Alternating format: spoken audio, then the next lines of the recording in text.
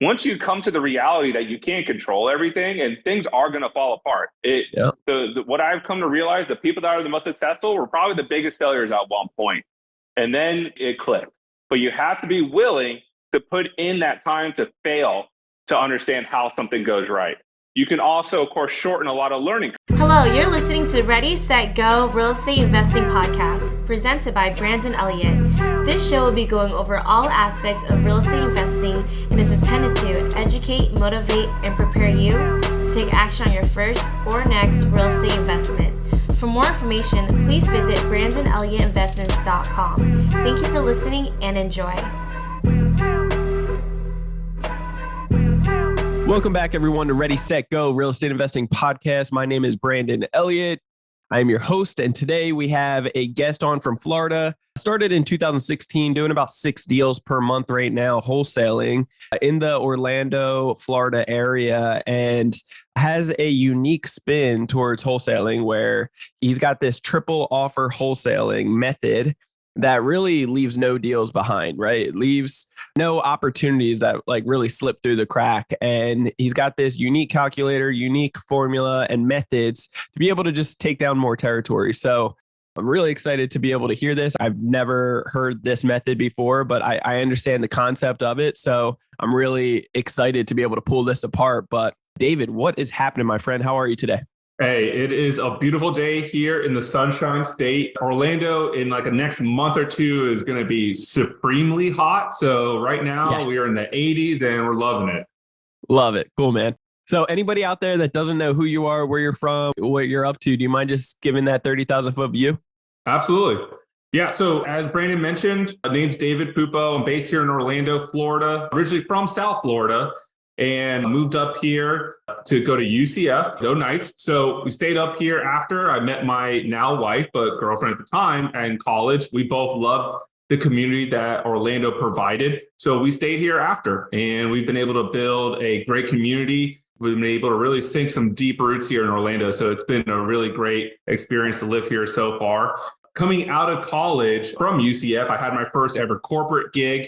And I could tell you that I realized very quickly I was making a lot of money for a lot of people, and I was the one that was burning the candle at both ends. I would be exhausted. So I used to do corporate recruiting, and I used to find engineers here or in nationwide for some of the defensive contractors that are here in Orlando or out to the Space Coast, which is like Brevard County, of course, where NASA and all the launches happen with SpaceX and whatnot.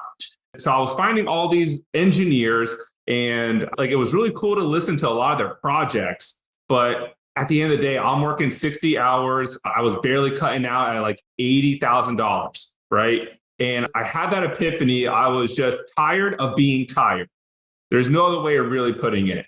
And I've had family members that were in real estate, and for some reason or another, it wasn't quite something that I grasped, right? Maybe some of them were in the mortgage world, or my aunt was a really good agent. My mom owned a title company. And so there was a lot of aspects, and I didn't like really too many of those. And suddenly I'm on Bigger Pockets. I found it through just going through podcasts. And suddenly Bigger Pockets comes on, and I started learning about this word called wholesaling, right? And at that time, I'm just coming out of college, just within that corporate gig within about 2 years. So got a lot of student debt, got not a whole bunch of bills to pay, but just working myself just to the bone, right?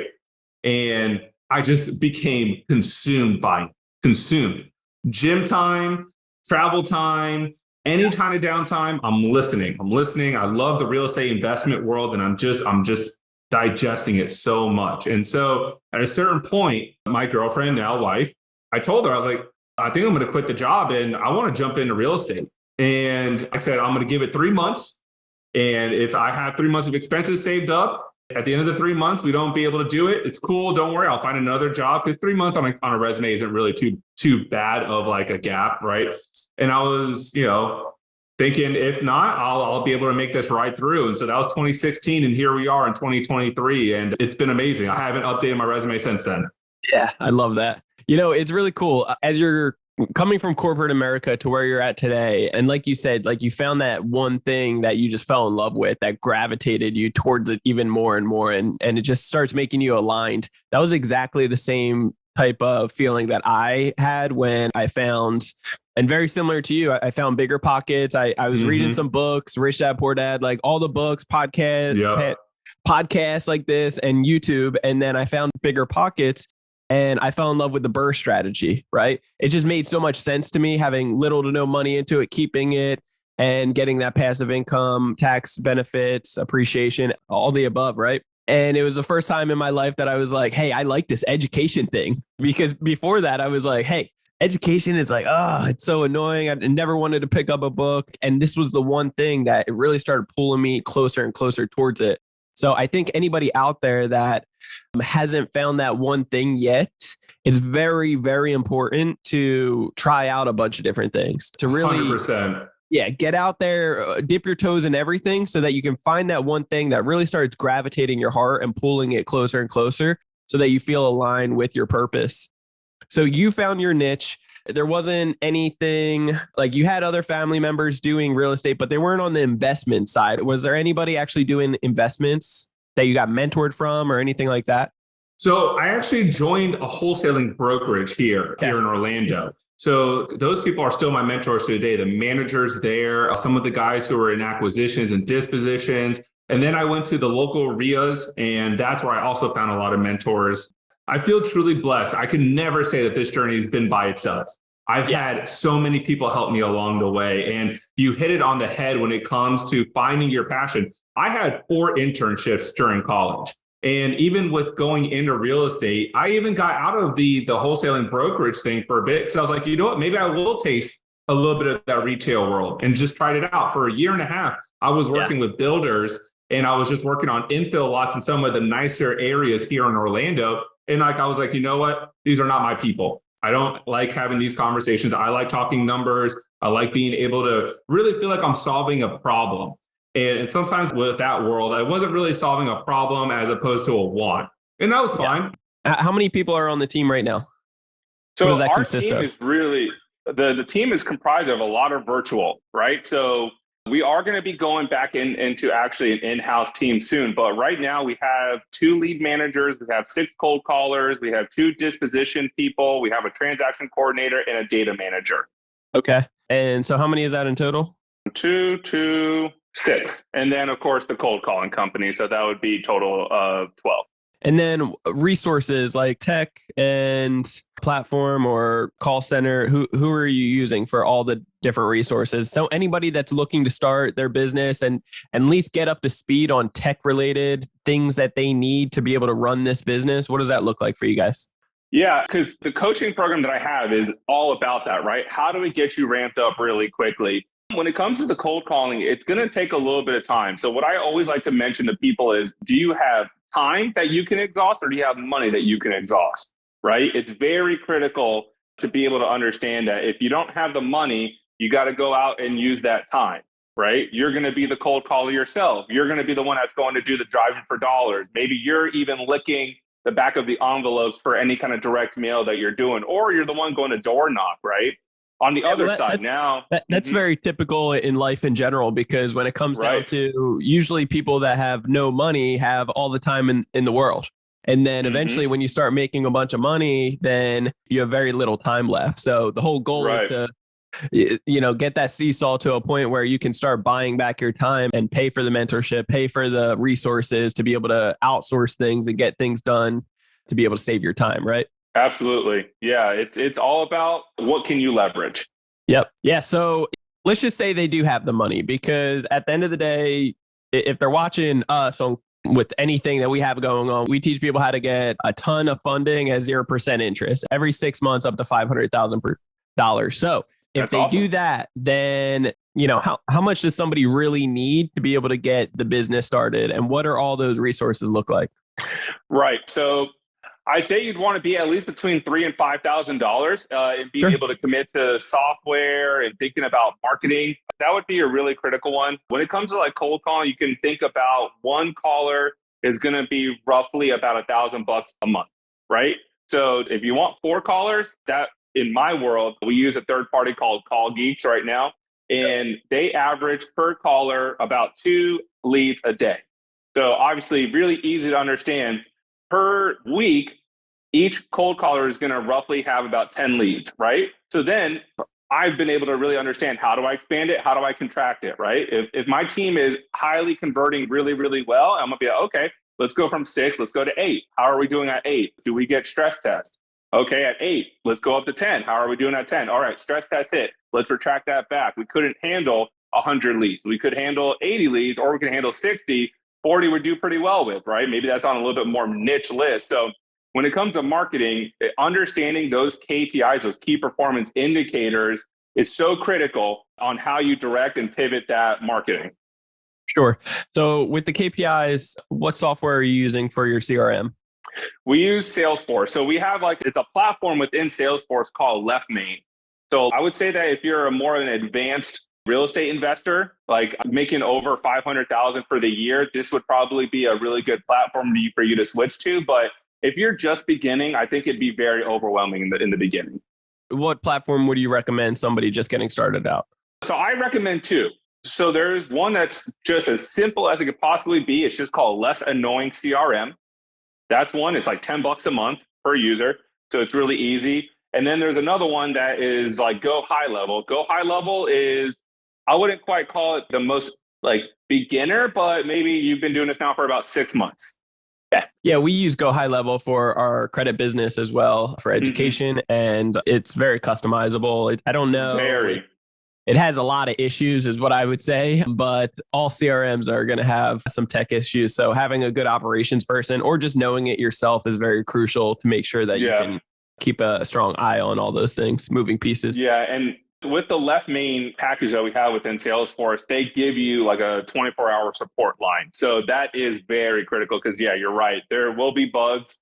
There will be things that crash, or there's just certain things that I'll call myself a somewhat tech savvy person, but I'm not going to be the person that knows where to go with the back doors or what happens behind it. I'm going to be like, all right, guys, you take the wheel. Let me know how it goes. Yeah. So what other software or tech related stuff would somebody need or that you are using currently right now in your business? Right. So with LeftMain, we also use a different app within there. It's called SMS 360. So that's our voice over internet phone and texting platform within the LeftMain package that we have.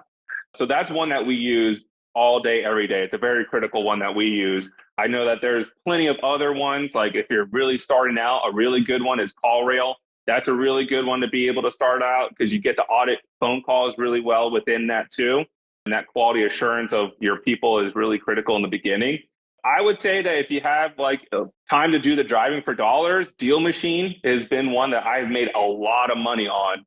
Dave Lecco, the guy who's the owner of it, when in the beginning stages, I give him a lot of feedback and we were able to do some really good critiques to it. And it's a damn good little software to be able to not only find the property, you can also skip trace through it if you want. And also you can get like a direct mail campaign set up for these people. So it's a really good driving for dollars app. Yeah, David is a good friend of ours as well. And it's a great platform that he created. So very smart guy.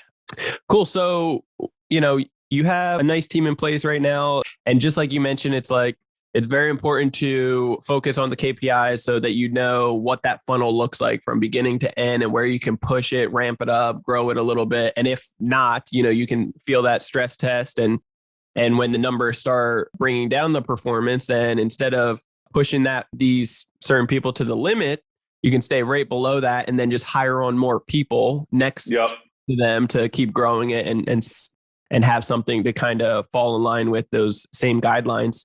Where are you getting leads from your list of properties that you're going after? Yeah. And let me jump back into that too, Brandon, with the KPIs. What I think about it too is like being a mechanic underneath and looking at an engine. If something goes wrong, KPIs are usually the indicators that can tell you if something's going on within it, right? What's going on underneath the hood? Because January and February, we were at 6 and 7 contracts. And then in March, we dipped down to 3. And I was wondering what happened in March, right? So, I can be able to do with my KPIs and all my data, I'm able to do like quick little audits, right? Is it the list that we pulled? Is it the skip tracing quality? Is it the cold calling quality? Is it the lead manager conversations? Is it the closer, which is me? Like maybe I didn't have enough time. Maybe I didn't quite assess maybe this person right? So it was able to really get me in that March. I was like, okay, so when I looked at it, the data that I pulled wasn't the best one. And we typically use batch leads, and just like anything else, it's marketing, right? Sometimes it's going to be the easiest road, and sometimes something's going to go wrong, and then you're going to have to assess it and make some adjustments to it. But a majority of our lists are pulled through batch leads. And then what are you targeting? Like what kind of demographic? So, yeah, we pull multiple layers, not only, but like, let's say like an easy one is, of course, you can always go after your absentee owners. We can see right now in the macro level, Brandon, that things are not affordable for people. The normal consumer, it is not affordable for. Chicken, eggs are literally $10 a dozen. Gas around here in Orlando is about $4 a gallon. I can only imagine in some of the other states right now, it's at $3.75 here in out here, April. buddy. It's rough out here. You don't want to know. Yeah. So you could just see that a lot of things are happening with affordability. So we're also looking at for people that might have adjustable rate mortgages. What's going on with people in pre-foreclosure? What's happening with anything that's delinquent, bankruptcies, credit ratings, anything like that. I also like to be able to target like the older demographic that might at this point now not need their house that they grew that family in. Yeah, gotcha. Cool. So let's talk about learning curves for a second. Mm-hmm. Anything over the years that really stands out to you, because your main goal is to flip these properties pretty quick. I'm sure you've taken down a couple. Are you keeping any rental portfolio right now? You've done a couple fix and flips, correct? Yeah. So I would say I flip about 2 or 3 properties a year. And honestly, I will tell you, I don't have an interior designer eye. I really don't. That's why I like rentals. I have 10 rentals right now, and we're looking to expand a lot more of that into this year. But the fix and flip ones, I'm usually going to be pretty selective. I'm going to pick ones that you don't really need a crazy interior designer eye for. Maybe ones that you just need to upgrade the flooring. Maybe you just have to do some of the basic stuff, your roofing, your AC, stuff that has nothing to do with interior designer eye, right? So I'll pick about 2 or 3 of those, but primarily I like rentals more than I like flips. You both, buddy. Yeah. Mm-hmm. So I think anybody else that feels that same way when it comes down to, hey, I don't have the eye for it. You know, my lady doesn't either. Like, we're just not that type of person. That's totally okay. And you might feel trapped like, well, God, now I have to reach out to and pay top dollar 10, 20,000 to an interior design person to give me their opinion on what to do and make it amazing. Sometimes as we're doing things fast and turning, sometimes I just rely on the contractor. Like if the contractor is really good and they're utilizing a lot of other, investors in the area constantly doing things, then they know what is common and what's popular right now and where it's kind of trending towards. So I'll just say, what do you think right now is going to look great? What did you do in the last investor's property that's doing amazing? Like, what do you think? And give me your opinion. And they'll always give it to me. And then, typically just go with that. So sometimes you can just rely on a good contractor, which is just another player to your team. That's so crucial. It's so important to make sure that you succeed. My last flip was a virtual flip. So West Palm Beach is about 2 hours, maybe 2.5 hours away from where I am here in Orlando. And I have a couple of properties in an area called Fort Pierce, which is just north of West Palm Beach. And the same property management company also has a GC arm. He also is somebody who owns properties himself. So when I was interviewing GCs, we had the hurricanes that hit the Southwest Florida, right? So that was Ian at the time when I was buying this property, and I had a GC already set, ready to go. And he was just like, sorry, Dave, like I got to go storm chase. That's what we call it here in Florida. It's storm chasers, right? Because what happened in the Southwest of Florida, I mean, it looks like, a nuclear bomb hit it, right? And with all that, they're going to need a lot of insurance money to help that out. And that's better money than what I'm paying. I can guarantee that, right? Yeah. So I went back to my property manager and I was like, hey, show me a couple of properties that you've done. I know you always mention that you're doing flips. Show me a couple of properties that you did. And he's like, hey, here's my one I did in Fort Pierce where he managed one. Here's another one I did in Port St. Lucie and another one that we did in West Palm just like a couple of weeks ago. So I was like, okay, cool. He has a little bit more of a modern eye than I do. I'm a little bit more on the contemporary side. He had a little bit more of a modern side, but it's South Florida. He knows that market a little bit better than I do nowadays, right? So I went with him and leaned in, and he got it right, man, because we got 3 offers within 5 days of this property being listed. And I was scared to death when this property was going up, because it was just when things were going 6.5, 6.8. So you saw it going back up on the interest rates. And then as we're getting closer to closing, it actually went over 7. But luckily enough, the buyers already locked in their rate at like the 6.5. So it wasn't as bad for them, but I was scared to death. We didn't know what was going to happen. Yeah. Is there any other learning curves that you've experienced over time that you could tell somebody just getting started? Yeah. Everything has a learning curve, because we don't know this, right? You're going in and you're learning. Thankfully enough, I can never say I did this journey alone, right? I had coaches, I had mentors, I had people in my local community I would reach out to. But one of the things that probably, I would say that took a little bit longer, but then once I got it, I really started getting it. It was kind of like when Neo sees the Matrix kind of stuff. Well, it was creative financing, actually. I had 2 different courses. I had 2 different coaches. The one coach, I felt like he was more focused on rent to own strategies. So that was primarily his exit option a lot of them. Then I'm also in part of like Pace Morby's sub 2 group. And I just suddenly started clicking. And then I was like, I see how we do this now. And then that was really a great way to get stuff going. Talk to me about the triple offer wholesaling. Like, what the heck is that? And what does that look like for somebody that, doesn't know that approach yet? Yeah, it's and I'm not going to say I reinvented the wheel here, man. There's plenty of other people that have pretty similar approaches. I guess I could say that I coined the term, and then I've made it a little bit easier for people to be able to do it.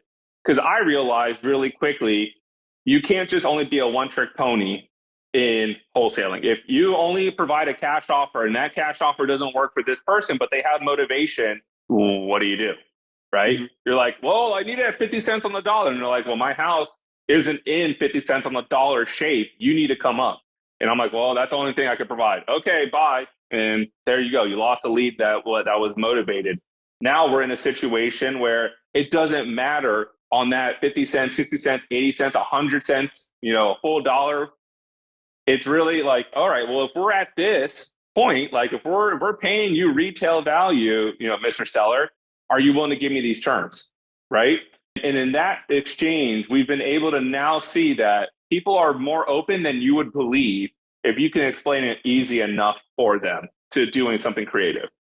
So you definitely want to, there's a big difference between price and terms. And if somebody's stuck on the price and they can't come down from then that is okay. You can get creative, and it's almost better to work out terms. It's way more favorable.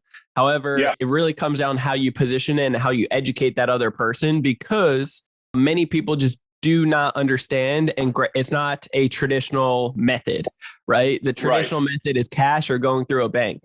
If you can teach them how to become the bank, how to get creative, how to delay financing, how to, all these different methods, then it can really set you up for more success and make it a even better, stronger win-win. Like they can get paid out more in the end. So, okay. So that going in on that one, Brandon, why some of my favorite ones like absentee owners are usually investors. Investors understand the concept of cash flow. It's that easy, right? So that's why I usually like to incorporate those into my list, because those are the people I can talk to. Well, you're right, sir. Your property is in damn good shape, but you don't want to be a landlord anymore. How about you now get paid and you don't have to be a landlord anymore? Well, how do I do that? Well, now, sir, you just become the bank of 123 Main Street.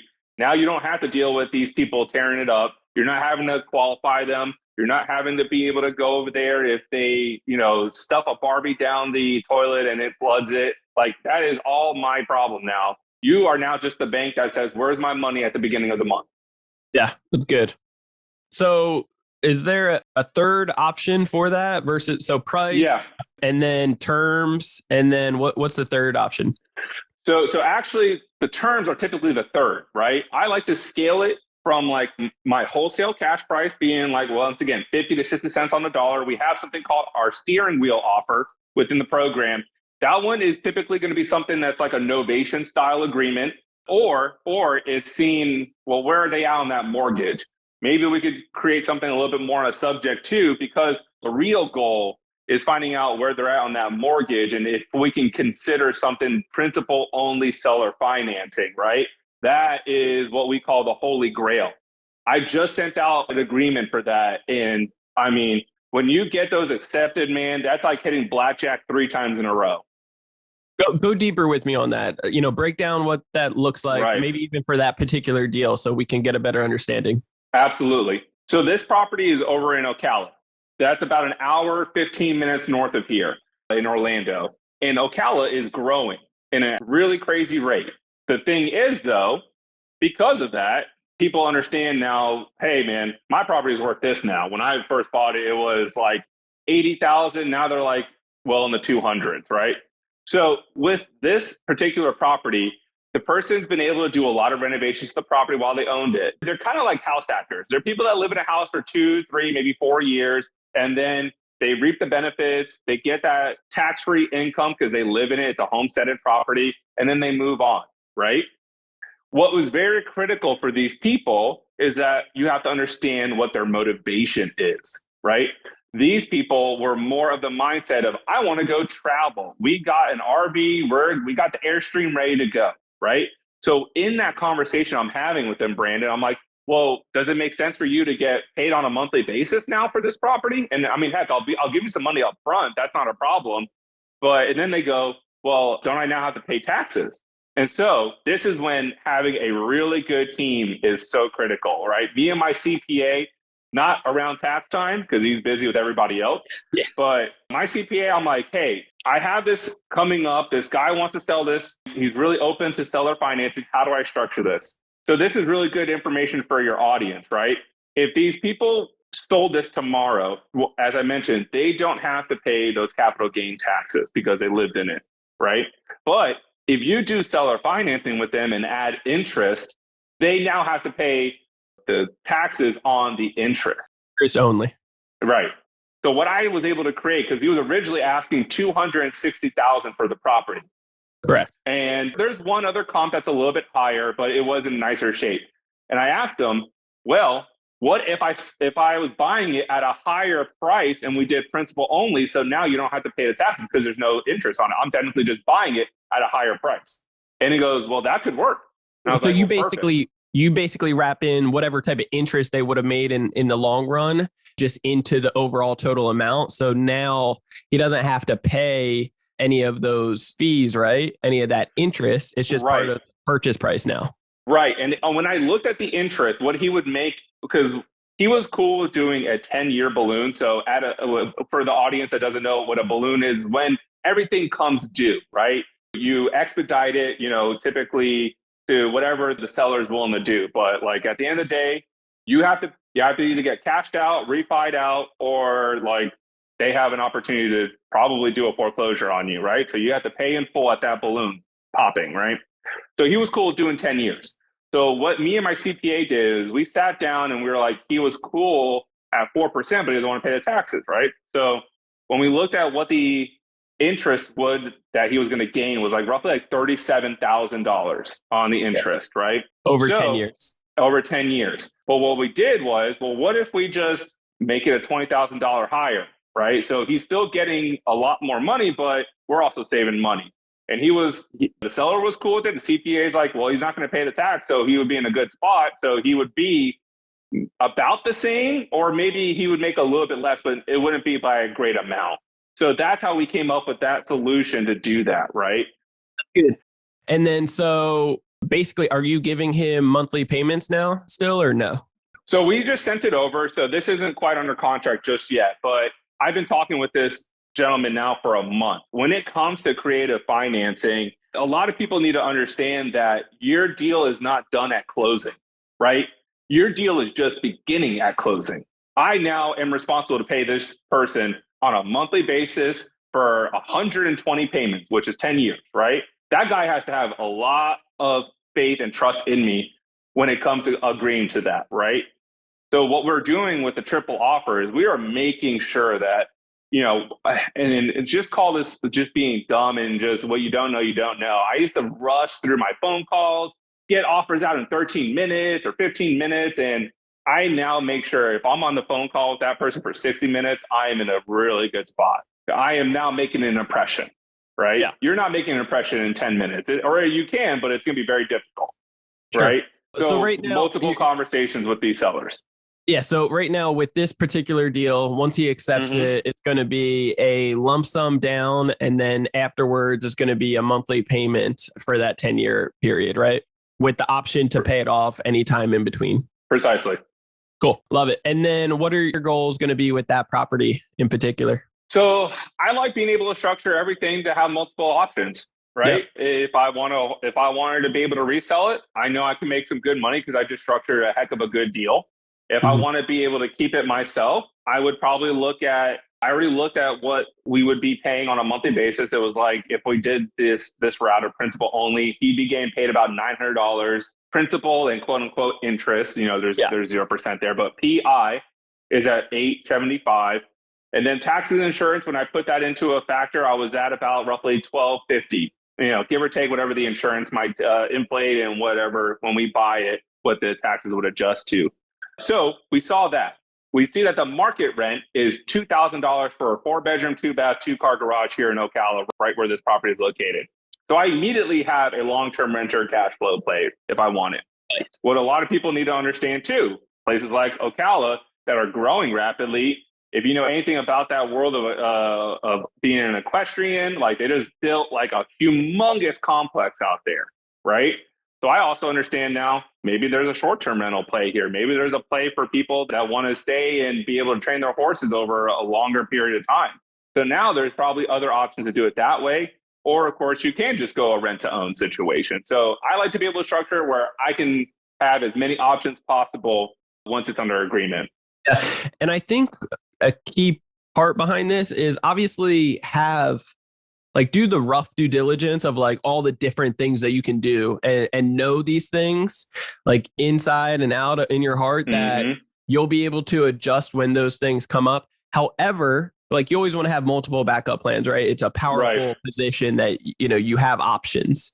However, until the deal is in contract, right now you're just submitting this offer. You're building the rapport, you're building the relationship.